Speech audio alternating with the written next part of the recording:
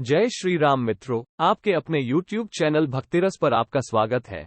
दोस्तों, ये तो सभी जानते हैं कि हिंदू धर्म के अनुसार एक पत्नी का एक से ज्यादा पति होना गलत है, लेकिन फिर भी ये प्राचीन काल में संभव हुआ, जो लोगों को हैरत में डालने के लिए काफी था।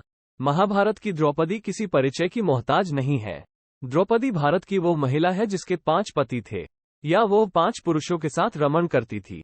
द्रौपदी राजा द्रुपद के हवन कुंड से तब जन्मी जब वह अपने दुश्मन द्रोणाचार्य के वध के लिए पुत्र प्राप्ति का यज्ञ कर रहे थे। उस यज्ञ के हवन कुंड की अग्नि से एक पुत्र तो जन्मा ही, साथ ही द्रौपदी का भी जन्म हुआ। द्रौपदी के स्वयंवर के बारे में तो हर कोई जानता होगा, लेकिन सबसे बड़ा सवाल ये कि क्या द्रौपदी एक पतिव्रता स्त्री थी अथवा नहीं। आज के वीडियो में हम इसी विषय पर चर्चा करेंगे। दोस्तों, आपसे निवेदन है कि वीडियो को लाइक और शेयर करना मत भूलिएगा। इसी आशा के साथ चर्चा आरंभ करते हैं। दोस्तों, द्रौपदी के पतिव्रता होने पर लोग सवाल इसलिए खड़े करते हैं क्योंकि एक स्त्री के केवल एक पति होने को ही धर्म माना जाता है। ये बात सही भी है, लेकिन हमारे शास्त्रों का ये भी कहना है कि धर्म की गति बहुत ही सूक्ष्म होती है, जिसे हम या आप लोग नहीं समझ सकते। कभी किसी परिस्थिति में एक बात धर्म हो जाती है तो दूसरी परिस्थिति में वह बात अधर्म भी हो सकती है। खुद कानून में भी कई नियमों पर अपवाद मिलते हैं, जहां किसी को मारना एक अपराध की श्रेणी में रखा जाता है। वहीं दूसरी ही ओर यदि कोई व्यक्ति कुछ आपराधिक तत्वों को अपने आप को बचाने के क्रम में मार देता है तो वह अपराध की श्रेणी में नहीं आता है। ऐसे भी कई केस होते हैं जहां न्यायालय परिस्थिति के अनुसार अलग अलग फैसले करती है। उसी प्रकार जो यह एक सामान्य दृष्टिकोण है कि एक स्त्री का केवल एक ही पति हो सकता है, वो परिस्थिति के अनुसार बदल भी सकता है। द्रौपदी और पांडवों के विवाह से पूर्व भी ऐसे कुछ विवाह हुए थे जिनमें एक स्त्री के कई पति थे। जटिला नाम की गौतम गोत्र की कन्या ने 7 ऋषियों से विवाह किया था। इसके अलावा कुंडू ऋषि की कन्या वाक्षी ने 10 प्रचेताओं से विवाह किया था, जो कि आपस में भाई थे। द्रौपदी स्वयं देवी सची का अवतार है और अर्जुन इंद्र के अंश से उत्पन्न हुए हैं। वहीं अन्य 4 पांडव भी पूर्ववर्ती इंद्र ही है। खुद भगवान शिव ने ही द्रौपदी को इन 5 की पत्नी नियुक्त किया था। इसके अलावा द्रौपदी के पूर्ववर्ती जन्म में शिवजी ने 5 पतियों की पत्नी बनने का वरदान भी दिया था, जिसकी वजह से आध्यात्मिक तौर पर भी यह विवाह पूरी तरह से सही था।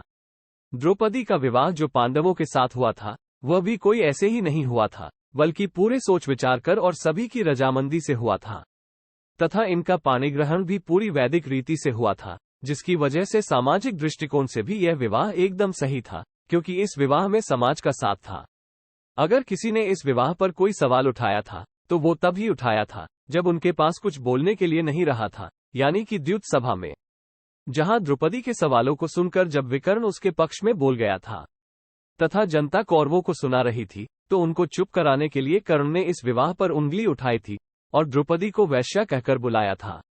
लेकिन वो स्त्री जो कि सबकी रजामंदी के साथ में संपूर्ण वैदिक रीति से पांडवों को ब्याही गई थी, वो वैश्या कैसे हो गई?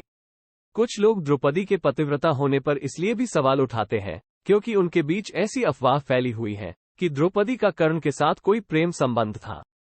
लेकिन ये सिर्फ एक झूठी अफवाह ही है, इसके अलावा और कुछ नहीं है, क्योंकि यह झूठ महाभारत के किसी भी संस्करण में नहीं है।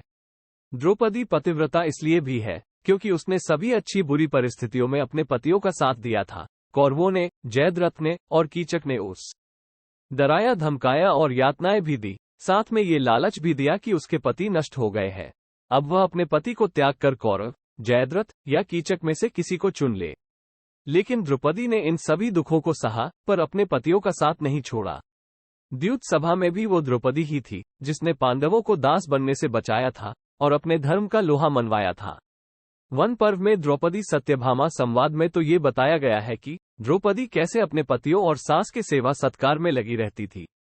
युधिष्ठिर आदि सभी पांडव ही क्या, दुर्योधन जैसा दुष्ट भी द्रौपदी के धर्मपरायणता की प्रशंसा करता था, क्योंकि वो ऐसी स्त्री थी जो 5 पति होने के बाद भी पतियों और सास को समान रूप से संतुष्ट रख सकती थी।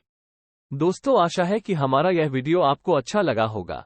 अगर वीडियो अच्छा लगा हो तो वीडियो को लाइक और शेयर कर देना और इसी प्रकार की भक्ति कथाओं के लिए हमारे चैनल को सब्सक्राइब कर लेना। जय श्री राम।